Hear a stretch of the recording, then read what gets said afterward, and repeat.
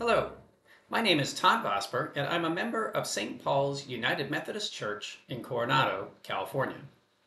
This is the reading for Narrative Lectionary 221 for January 7th, 2024.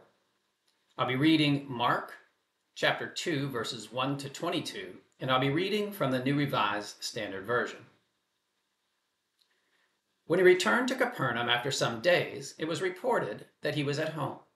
So many gathered around that there was no longer room for them, not even in front of the door, and he was speaking the word to them.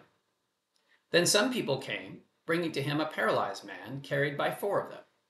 And when they could not bring him to Jesus because of the crowd, they removed the roof above him, and after having dug through it, they let down the mat on which the paralytic lay.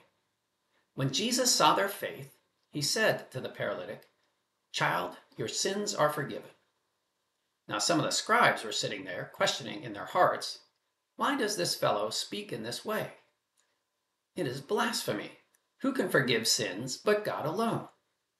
At once Jesus perceived in his spirit that they were discussing these questions among themselves, and he said to them, "Why do you raise such questions in your hearts?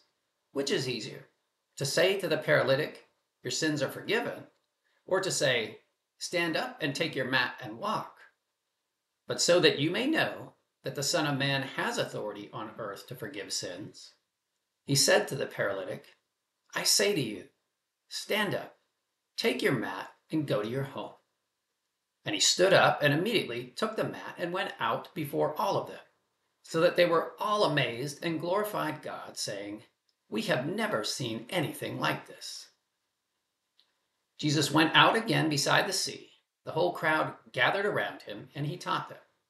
As he was walking along, he saw Levi, son of Alphaeus, sitting at the tax collection station, and he said to him, "Follow me."